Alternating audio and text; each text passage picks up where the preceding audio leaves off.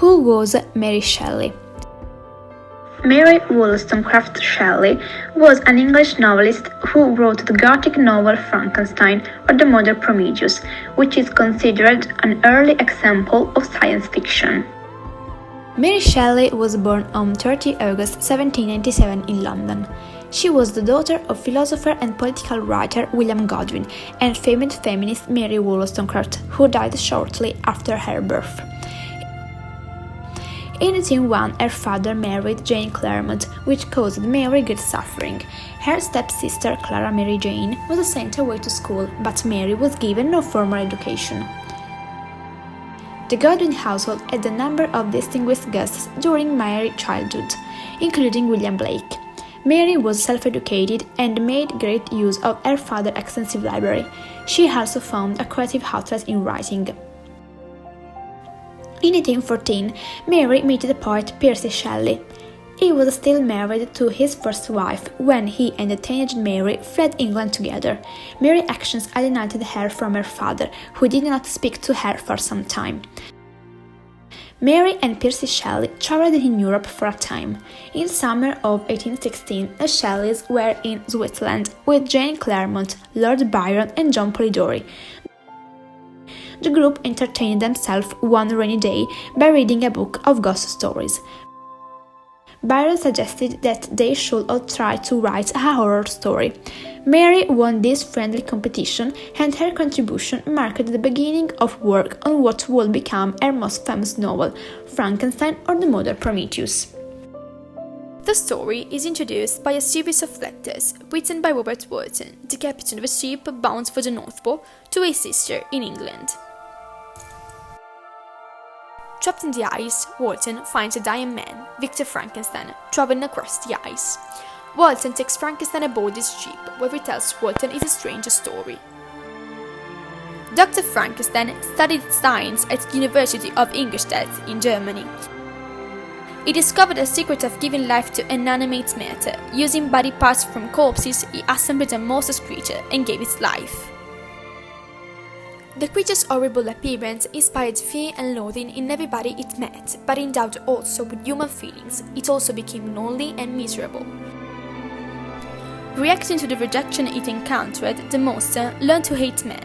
It killed Frankenstein's brother, William, and succeeded in incriminating Justine, a servant girl of the Frankenstein's family, who was unjustly executed for murder. Frankenstein caught up with the monster on a glacier in Switzerland. The creature persuaded the reluctant Frankenstein to create a female companion for him. Frankenstein nearly completed the second monster, but was horrified with his work and destroyed it. The monster took revenge on Frankenstein, killing his good friend Henry Clever, and then murdering Elizabeth, the girl Frankenstein was about to marry. Frankenstein, now determined to exact revenge, pursued his creature as far as the Arctic. This brings us back to the beginning of the novel and Frankenstein's rescue by Captain Walton. The narrative now proceeds with a lesson in the series of Walton's letters, which recount the death of Frankenstein on board the ship. A few days later, Walton finds the monster weeping over Victor's dead body, full of sorrow and remorse. The creature now wishes to end its unhappy, lonely existence and walks off onto the polar ice, where it will die. What about the structure? Mary Shelley's novel has a complex structure, technically an epistolary novel. It opens with the narrative voice of Robert Walton, whose letters to his sister provide a framework for main narrative. But there are two other narrators, Frankenstein, telling the story of his life and experiments, and the monster himself, explaining the reason for his behavior. The use of multiple narrators highlights the various relationship between author and reader and allow to present three different points of view. The reader follows us, Walton listens to Frankenstein's story, and Walton's sister reads her brother's epistolary account. We are frequently reminded of his mechanism, reflecting the oral tradition of telling ghost stories, as Frankenstein frequently interrupts his narration to speak directly to Walton. and Woolton closes his letters with a signature and a date. And why shall we consider Shelley's Frankenstein a modern Prometheus? The complete title of Mary Shelley's novel, Frankenstein or the Modern Prometheus, makes a clear reference to the myth of the Greek giant Prometheus, an important figure of the Romantic poets and one on which Mary's husband was working on a long verse drama entitled Prometheus Unbound, 1818-1819. Prometheus stole the fire from the gods and gave the knowledge of fire to humanity and was then eternally punished for his deed. Prometheus was chained to a rock where his liver was eaten away every day, only to be regenerated nightly due to his immortality. Victor, attempting to become a modern Prometheus as he seeks to give humanity the secret of life itself, is punished through the death of his loved ones and finally through his own death as he attempts to destroy the monster he has created. The story has inspired countless film versions and is seen as the origin of modern science fiction. It also reflects the myth of the noble savage attributed to the French philosopher Jean-Jacques Rousseau, who in his discourse on the origin of inequality among men maintained that man in a state of nature had been a solitary creature, who was not bad, but had an innate repugnance to see others of his kind suffering. In simple terms, an essentially good nature is corrupted by ill treatment. Frankenstein's monster can, indeed, be seen as a symbol of this primitive man, uninfluenced by civilization.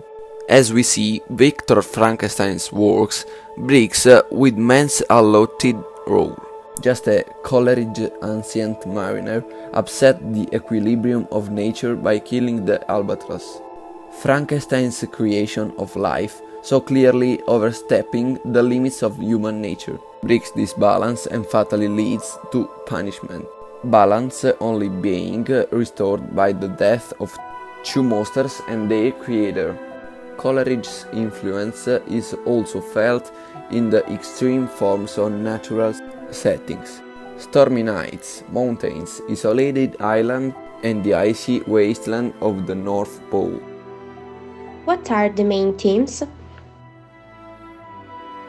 The theme of monstrosity and social prejudice towards difference is a central feature of this novel.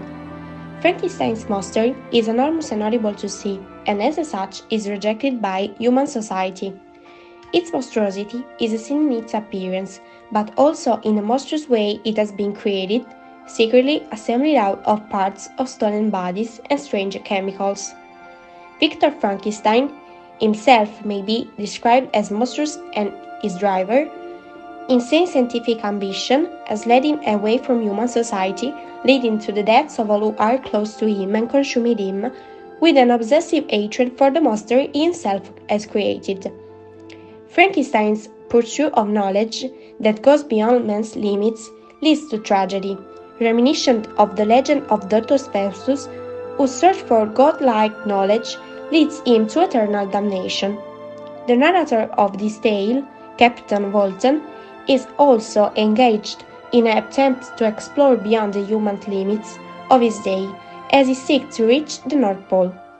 Unlike Frankenstein, however, Walton learns how destructive the pursuit for knowledge can be and abandons his treacherous polar mission.